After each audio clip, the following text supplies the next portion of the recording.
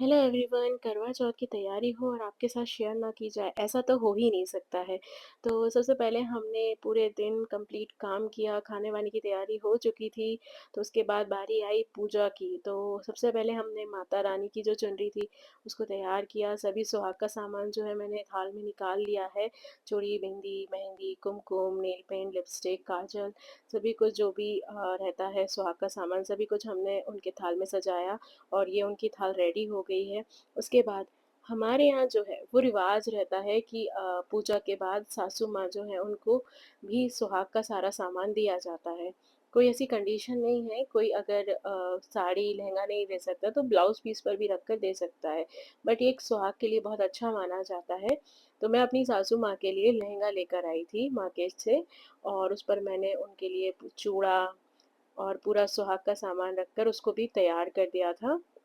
आप देख सकते हैं उनकी भी प्रिपरेशन पूरी हो चुकी थी, क्योंकि इस पूजा के बाद ही उनको देना रहता है। उसके बाद फिर मैं अपनी तैयारी में लग गई थी, क्योंकि हमारा बाकी सारा काम निपट चुका था और ये होते-होते हमको 8 बज चुके थे। इसके बाद पूजा की बारी आती है, तो पूजा की पूरी तैयारी हो चुकी थी। मेरा फाइनल लुक आपके सामने है। फटाफट से मैं 10 मिनट में रेडी हो गई थी, क्योंकि मेरे पास टाइम नहीं था। ऑलरेडी 8:30 के आस-पास हो चुके थे। तो उसके बाद हमने विधि-विधान से माता जी की पूजा की।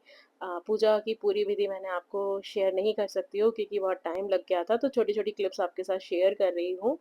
और मैंने और मेरी सासू माँ ने पूजा की, माता रानी को सुहाग का सामान चढ़ाया, उनकी आरती की, प्रसाद माँ को भोग लगाया प्रसाद का, और उनसे प्रार्थना की करवा चौथ के दिन अपने सुहाग के लंबे उम्र के लिए।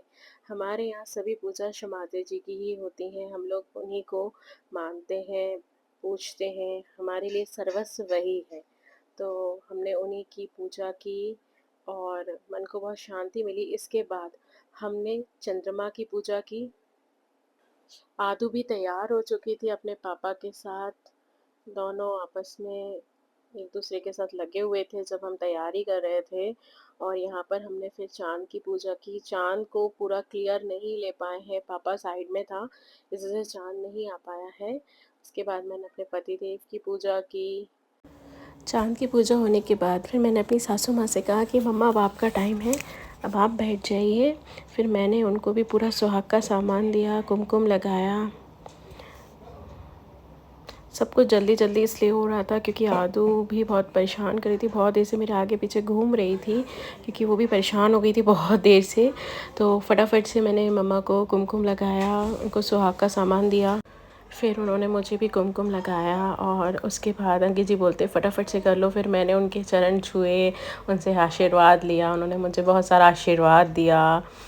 ये बहुत ज़रूरी है हमारे लिए। भाई उसके बाद करवा मैं अपने चौथ पति हो गई, की सब जान कुछ हो गई, खाना बट शुरू मुझे कुछ किया कि मिला भाई तो अभी करवा तक नहीं चौथ है, है। भाई मेरा गिफ्ट कहाँ मेरा है। गिफ्ट तो उन्होंने कहाँ मुझे है? लाकर एक लहंगा पकड़ा दिया है। उन्होंने मुझे क्या क्या गिफ्ट दिया मैं उसका भी वीडियो जल्दी लेकर आऊँगी आपके सामने। तो उन्होंने मुझे बहुत सारे गिफ्ट थैंक दिए यू। हैं, बट उन्होंने शो नहीं किया है।